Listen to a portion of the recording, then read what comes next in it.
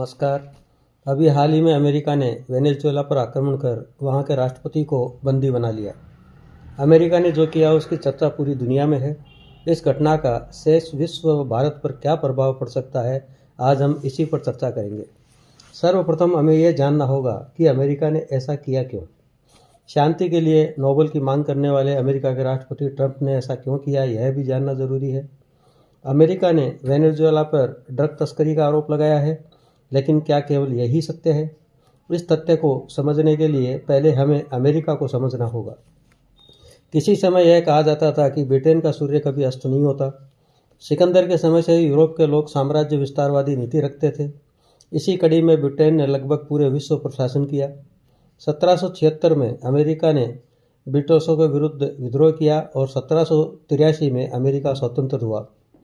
1898 में स्पेन के विरुद्ध युद्ध जीतने के बाद अमेरिका मजबूत होता गया।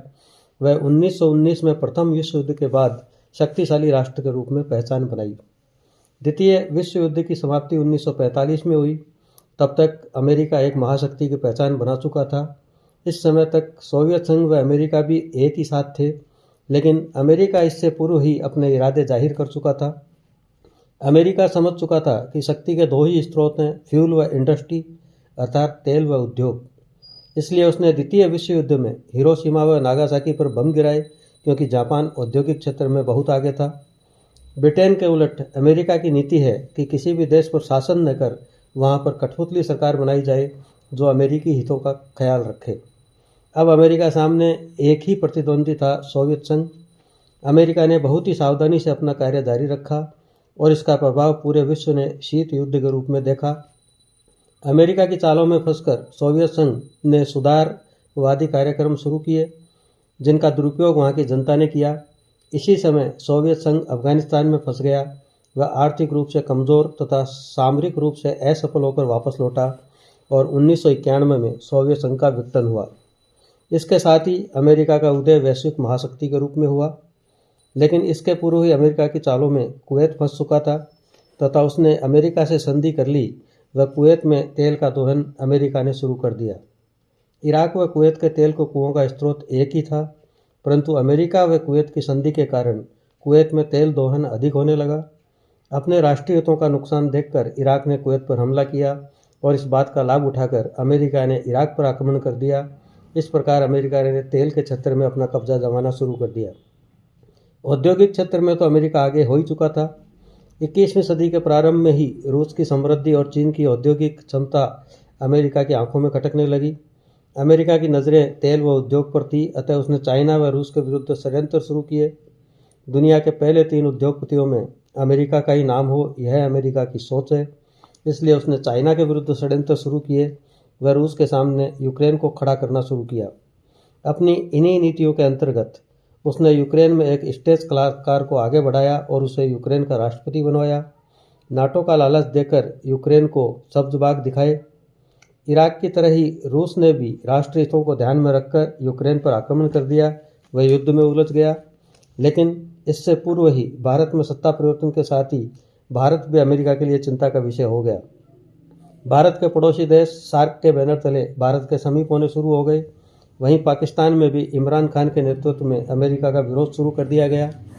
इस पर अमेरिका ने पाकिस्तान, श्रीलंका, बांग्लादेश, म्यांमार व नेपाल में जो किया वह जग जाहिर है।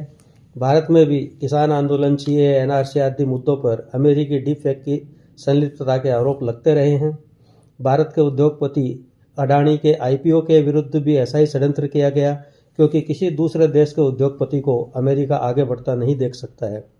भारत सरकार की नीतियों व भारतीय जनता की दूरदर्शिता से भारत अब तक अमेरिकी षड्यंत्रों से बचा हुआ है। अब बात करते हैं वेनेजुएला की। नशे के आरोप वेनेजुएला पर लगा है, लेकिन हकीकत में ड्रग माफिया में शुरू से ही अमेरिका का दबदबा रहा है। पूरी दुनिया में नशे का जाल भी अमेरिका द्वारा ही फैलाया गया।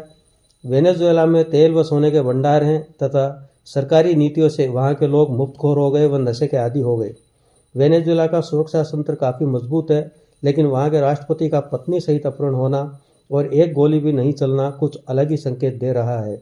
स्पष्ट तौर पर इसमें सेना, स्थानीय प्रशासन व विपक्षी दलों की मिलीभगत लग रही है। लाखों डॉलर की घूस की भी संभावना नजर आ रही है।